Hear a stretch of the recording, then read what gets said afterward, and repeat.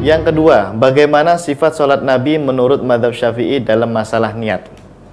Baik, masalah niat dalam mazhab Syafi'i, yang pertama kita akan kaji dari segi dalil. Karena tadi mazhab Syafi'i menyebutkan niat itu termasuk rukun ya, maka di sini kita tulis rukun yang pertama adalah niat. Untuk dalil di dalam surah Al-Bayyinah, Allah Ta'ala berfirman, A'udzubillahi minasyaitonirrajim, Bismillahirrahmanirrahim, wa ma umiru illa liya'budullaha mukhlishina lahuddin. Ini ayat bicara tentang keikhlasan untuk beribadah hanya kepada Allah Subhanahu wa taala.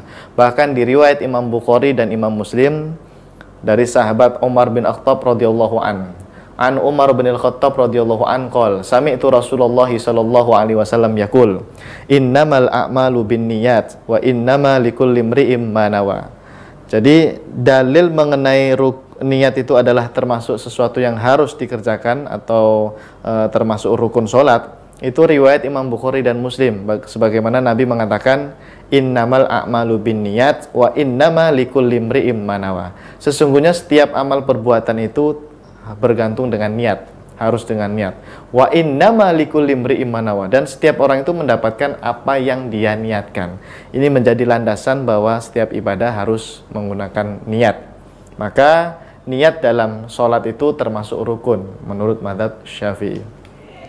Nah, kemudian yang perlu kita perhatikan dalam mazhab Syafi'i itu ternyata niat itu memang disepakati oleh para ulama tempatnya adalah di hati.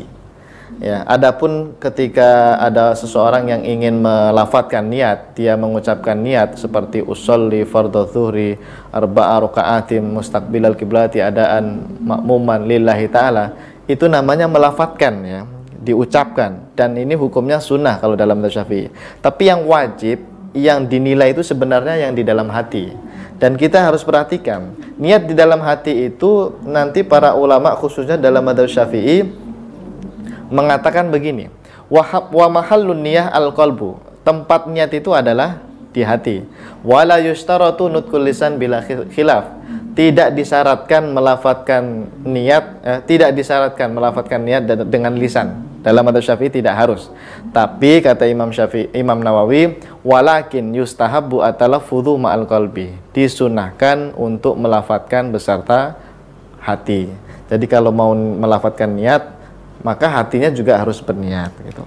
Dan yang perlu diperhatikan, di dalam niat yang kita ucapkan dalam hati itu para ulama menyebutkan minimal ada 3 perkara yang harus terlintaskan dalam hati. Yang pertama adalah niat mengerjakan sholat. Jadi kalau dalam bahasa Arab namanya usolli. Kemudian yang kedua, dia berniat sholatnya ini fardu atau sunnah. Ya, misalkan kita sholat zuhur gitu, usolli fardhu az-zuhri gitu. Yang ketiga, niat ta'yin nama sholat, menyebutkan nama sholatnya apa subuh atau maghrib, isya atau zuhur dan asar, itu harus disebutkan. Jadi minimal dalam niat itu 3 ini harus ada. Dan letak niat yang di dalam hati itu adalah berbarengan dengan takbiratul ihram di dalam mazhab Syafi'i, yaitu muqtarinan bi takbiratul ihram, harus berbarengan dengan takbiratul ihram. Jadi kalau dalam mazhab Syafi'i itu kalau kita mau niat, kalau sebelum takbiratul ihram yang kita lafadzkan itu hukumnya sunnah. Tapi yang wajib itu sebenarnya adalah ketika kita bertakbiratul ihram, Allahu Akbar. Selama membaca takbiratul ihram itu dalam hati kita harus niat. Karena niat yang diterima atau yang dianggap itu adalah yang di dalam hati. Dan ingat, yang di dalam hati itu minimal ada 3 perkara ini yang harus kita ucapkan, yaitu usolli fardhu subhi atau usolli fardhu maghribi, usolli fardhu zuhri. Minimal 3 ini. Adapun penyebutan rokaat, kemudian menyebutkan menghadap kiblat atau adaan, qodaan dan seterusnya, itu hukumnya hanya sunnah saja. Jadi ketika takbiratul ihram, Allahu Akbar, di dalam hati terlintas mengucapkan usolli fardhu zuhri. 3 itu saja sudah sah. Atau usolli fardhul maghribi, saya niat sholat fardu maghrib.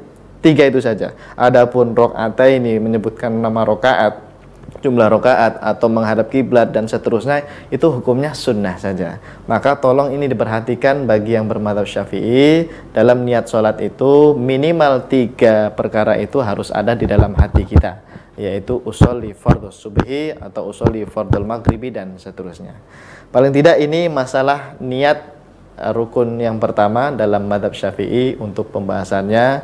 Alhamdulillah sudah kita detailkan. Dan sebenarnya tambah satu lagi, bagi makmum, orang yang bersolat berjamaah, makmum itu harus menyebutkan makmuman ya.